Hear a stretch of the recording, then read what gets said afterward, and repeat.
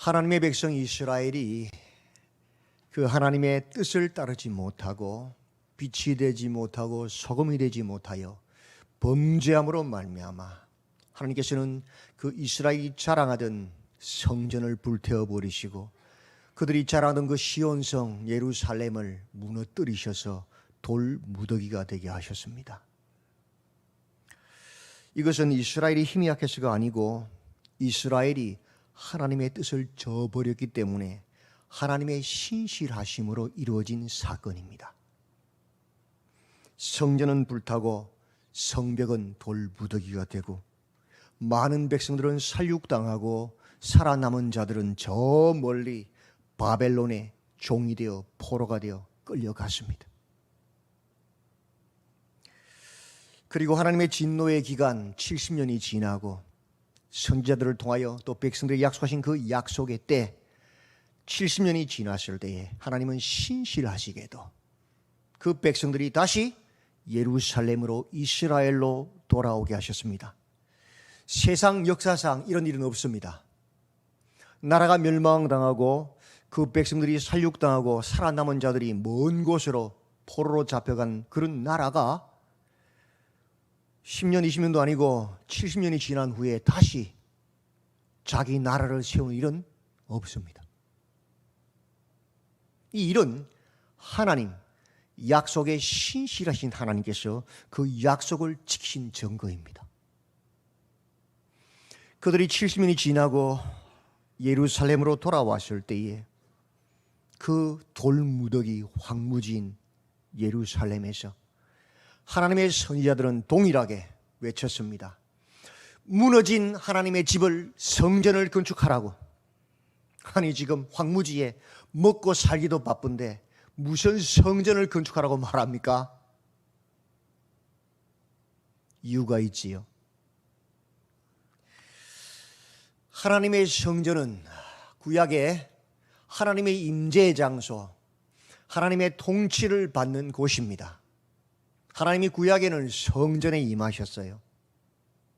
그런데 하나님의 통치를 받는 신정국가인 이스라엘이 성전이 없다는 말은 무슨 말이냐? 왕이 없다는 말과 같은 겁니다. 하나님과의 관계가 단절되었다는 것이지요. 하나님께로 나아가는 길이 막혀버렸어요. 더 이상 하나님의 통치를 받을 수 없는 비극에 처한 것입니다. 그래서 선지자들은 동일하게 외쳤습니다. 무너진 성전을 빨리 재건하라. 성전을 건축하라고. 그 성전 건축의 역사를 잘 기록하는 책이 에스라서입니다. 1장에서 하나님의 집을 건축하라고 외칩니다. 누가 외칩니까? 놀라지 마십시오. 1장 1절을 보시면 누구죠? 고레스 왕입니다.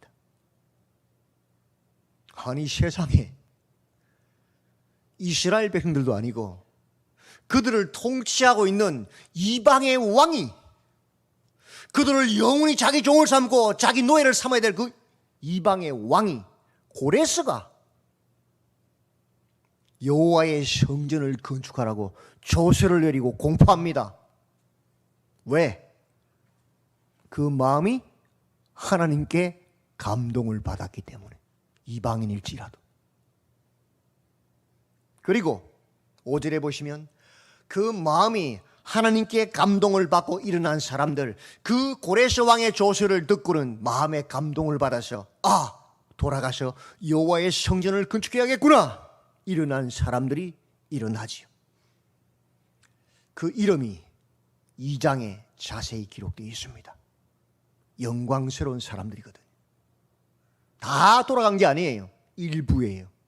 그 마음이 하나님께 감동을 받은 사람 일부가 돌아간 겁니다. 그렇게 해서 3장에서 성전 재건이 시작됩니다. 그 중심 인물은 총독 스룹바벨과 그 형제들이었습니다. 그러나 하나님이 일을 할 때 늘 조심해야 될 부분이 있습니다. 뭐가 있어요? 대적들이 방해합니다. 항상. 하나님의 일은 반드시 방해꾼들이 생깁니다. 대적들이 일어났습니다. 첫째, 영적인 도전을 일으킵니다. 야, 우리도 성전 건축하는데 같이 할 수 있게 해달라고. 좋아 보이지요? 근데 이것이 영적으로 심각한 도전입니다. 이스라엘 백성들이 살육당하고 저 멀리 바벨론으로 포로되어 갔을 때 그 황무지에 그 주변에 이방인들이 들어와 살았습니다. 그들이 여호와의 성전을 건축하는데 우리도 함께 하게 해달라고 한 거예요. 왜 그랬을까요? 여러분, 그렇게 성전을 건축한 다음에 그 이방인들이 무엇을 요구하겠습니까? 우리 몹도 있다 내놔라. 그게 뭐예요?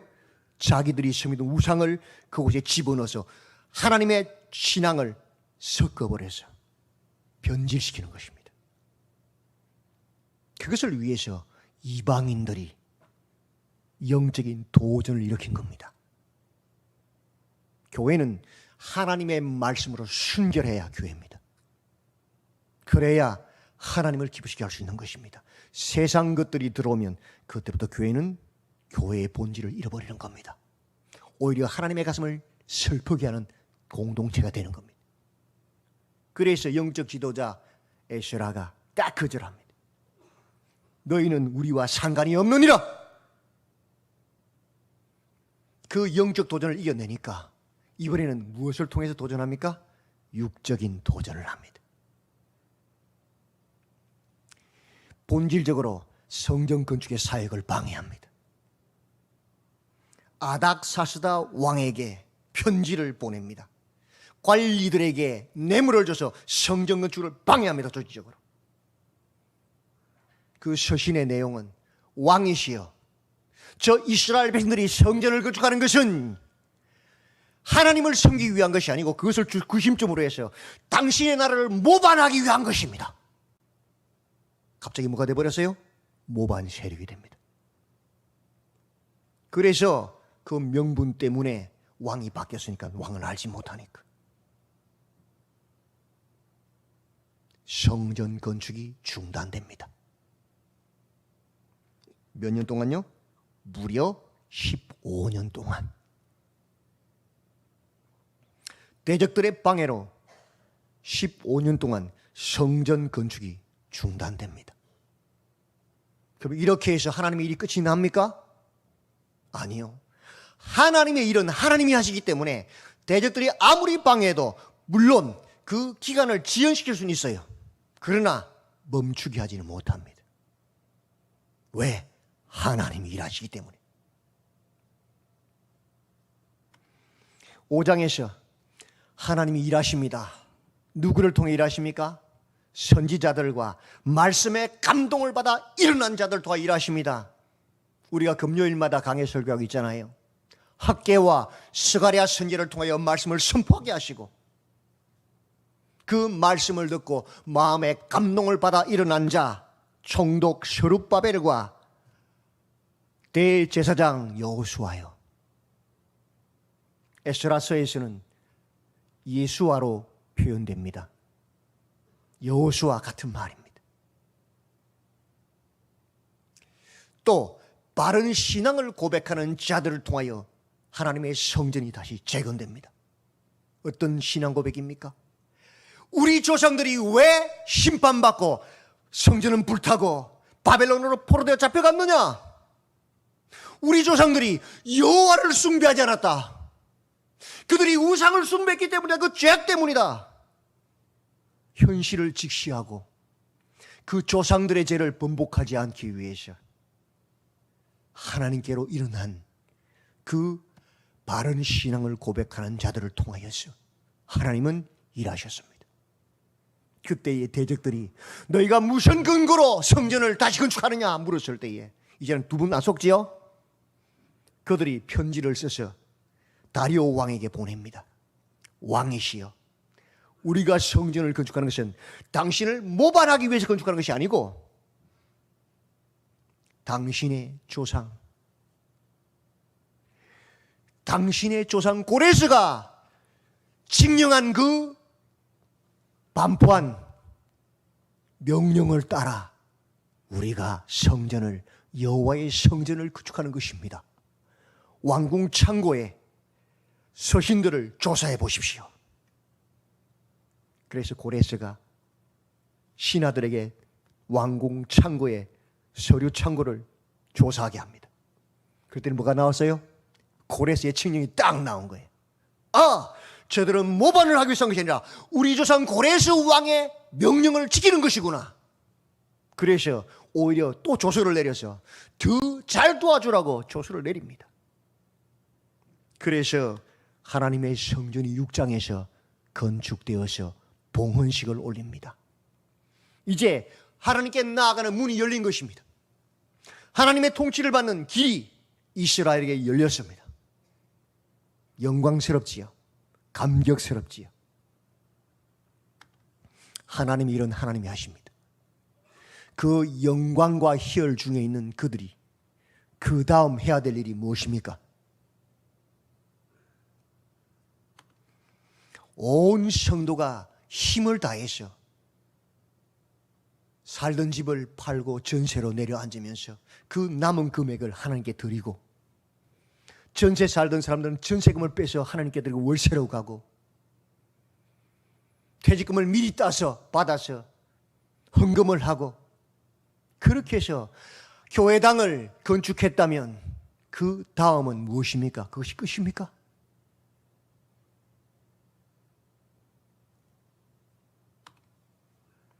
(6장과 7장) 사이에 그 영광과 희열에서 멈춰 서 있음이 얼마나 위험한지를 우리는 역사를 통해 알 수 있습니다.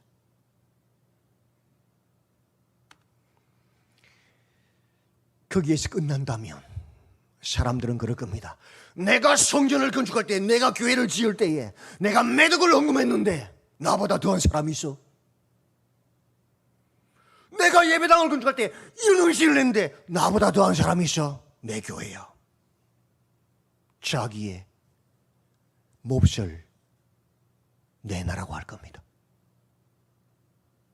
누가 크냐, 누가 높으냐, 누구 교회냐, 싸우고 미워하고 시기하고 분쟁합니다. 그게 한국교회 현실이잖아요. 로마의 그 압제 속에서 순교하며 카타콤에 숨어 빛을 보지 못한 그 평생을 살았던 그들이 결국 말씀이 승리하여서 로마가 기독교 국가로 공인되었을 때 어떤 일이 벌어졌습니까? 중세시대에 면죄부를 팔아서 지부했습니다. 교회 재정을 가지고 투기를 하고 투자를 하고 기복주의에 그 성전은 그저 나의 배를 불리기 위한, 나의 소원을 듣기 위한 비나이다 비나이다 신당처럼 활용됩니다. 누가 높으냐 누가 크냐, 그 하나님의 자리에 앉아서 마치 모세의 지팡이처럼 교회를 좌지우지하며 그런 이단 집단 강도의 소굴이 됩니다. 왜? 본질을 떠났기 때문에. 하나님께서 왜 성전을 건축하라고 했는지 그 본질을 모르기 때문에, 망각했기 때문에.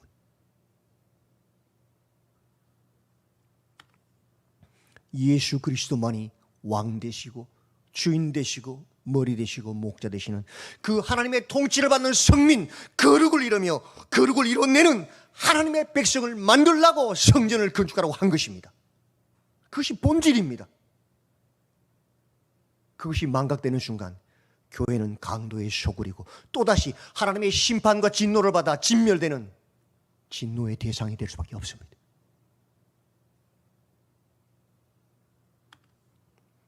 (6장의) 성전 봉헌식 후에, 영광과 희열 후에 무려 58년 동안 암흑기가 진행됩니다.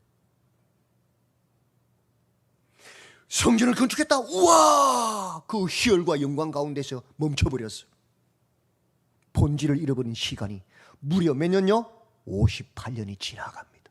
끔찍하지요. 우리는 모르지만 역사를 보면 58년이 벌써 지났어요. 그 한 장 사이. 그렇다면 하나님은 더 이상 일하지 않으십니까? 본질을 잃어버린 이스라엘, 그렇게 변질되어 가고 있는 이스라엘에게 하나님은 무관심하십니까? 아니요. 하나님의 일은 하나님이 하십니다. 그때에 그 본질을 상하는 한 사람이 등장합니다. 그 사람이 누굽니까? 오늘 본문에 에스라입니다. 이 일 후에 58년이 지난 후에 모두가 하나님 말씀을 떠나 자기 욕심을 따라 살아가는 그때에 바사왕 아닥사스다가 왕위에 있을 때 왕이 바뀌었어요. 그죠? 에스라가 에스라라 하는 자가 있으니라. 그는 스라야의 아들이요 아샤랴의 손자요 힐기야의 정손이요 누구의 몇 대 손이다 해서 16대 손까지 다 그 족보를 설명합니다. 생각해 보십시오. 우리의 영원한 구원자이신 메시아신 예수님의 족보를 길게 설명한 것 외에 16대까지 족보를 설명하는 기사가 얼마나 있습니까?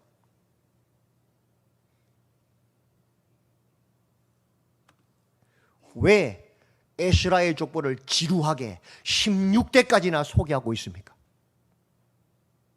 그 족보의 끝은 이렇게 결론 내립니다. 이 에스라가 바벨론에서 올라왔다고. 이 에스라가 바벨론에서 올라왔다고. 이 에스라가 어떤 사람입니까? 그는 이스라엘의 하나님 여호와께서 주신 모세의 율법에 익숙한 학자로서 그의 하나님 여호와의 도우심을 입음으로 왕에게 구하는 것은 다 받는 자이더라. 이 에스라는 어떤 사람이냐?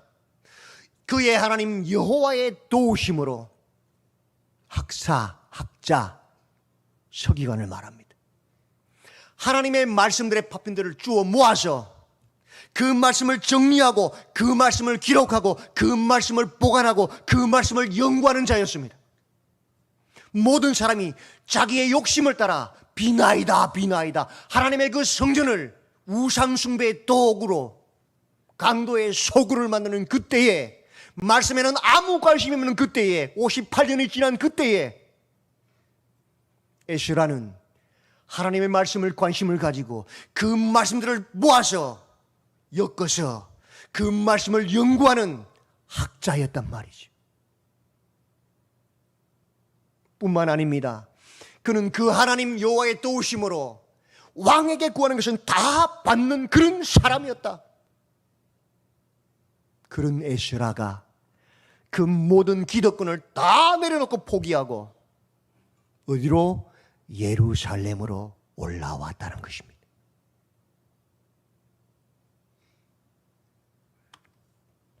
네 달간의 긴 여정을 구절은 설명합니다. 보호할 군대도 없는데 생명의 위험을 감수하고 행동하는 그 살아있는 믿음으로 그는 그 4개월 동안 걸어서 예루살렘으로 올라왔다는 것입니다. 모든 것을 포기하고 생명도 포기하고. 무엇을 위해서 그가 올라왔습니까? 10절입니다. 같이 읽어볼까요? 시작. 에스라가 여호와의 율법을 연구하여 준행하며 율례와 규례를 이스라엘에게 가르치기로 결심하였더라. 아멘.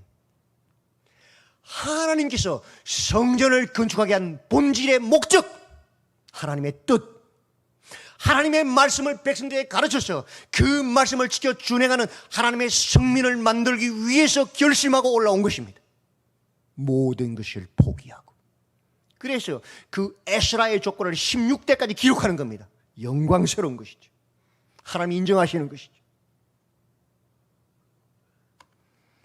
성전 봉헌식, 그 다음 하나님의 뜻은, 본질은 성민을 만드는 것입니다. 그 뜻을 깨닫고 에스라가 58년 만에 올라온 것입니다. 성전이 성전되게 하기 위한 그 조상들의 수고와 헌신이 헛되지 않도록 우리 믿음의 선배들이 이 성전을 세우는데, 이 교회당을 세우는데 그 헌신이 헛되지 않도록 하나님의 뜻이 이루어지도록 자신을 희생하고 헌신한 자 에스라. 그의 족보를 16대나 소개하는 것은 그의 영광을 말해주는 겁니다. 하나님이 그만큼 기뻐하셨다는 것입니다. 믿음의 명문가라는 소리입니다. 느헤미야서 8장과 9장을 보면 백성들을 모아서 그 앞에서 여호와의 율법을 낭독하는 사람이 있습니다. 그가 누굽니까? 에스라입니다. 하나님의 말씀을 풀어서 백성들에게 낭독했을 때 어떤 일이 벌어졌습니까? 그가 율법을 깊이 연구해서 낭독했을 때 백성들이 가슴을 찢습니다. 옷을 찢습니다. 우리가 여호와께 범죄하였도다. 우리가 도둑질하고 우리가 가늠하였고 우리가 우상 숭배하였도다. 그 말씀에 가슴을 찢고 옷을 찢습니다. 회개가 일어납니다. 그리고 하나님의 성민이 되는 역사가 일어납니다. 하나님의 뜻, 성전을 건축한 뜻, 진정한 부흥이 무엇입니까? 하나님의 교회, 하나님의 백성들이 하나님의 말씀으로, 바른 말씀으로 스스로를 돌아보고 찢어서 갱신하는 것이 성전을 건축한 교회를 만드신 하나님의 본질 뜻입니다. 하나님의 교회는 다른 것으로 부흥하는 것이 아닙니다. 하나님의 교회는 하나님의 말씀에 내 가슴을 찢고 내 죄를 도려내고 회개하고 주의 말씀에 무릎 꿇는 것으로 하나님의 교회는 부흥하는 것입니다. 성전보다 더 중요한 본질, 성전을 세우신 목적이 무엇입니까? 예수께서 왜 십자가에 달려 물과 피를 쏟으시며 죽으셨습니까? 그 목적이 무엇입니까? 그저 입만 뻥긋뻥긋 내 죄 사함 받았다 하고 밖에 나서 마음껏 살아라고? 죄 지으면서 영지주의자 이원로로? 아니지 않습니까? 예수님 왜 십자가에 달려 우리 피를 쏟으시며 우리를 죄 사하셨습니까? 왜 하나님의 자녀를 불러주셨습니까? 왜 교회 공동체로 불러 모았습니까?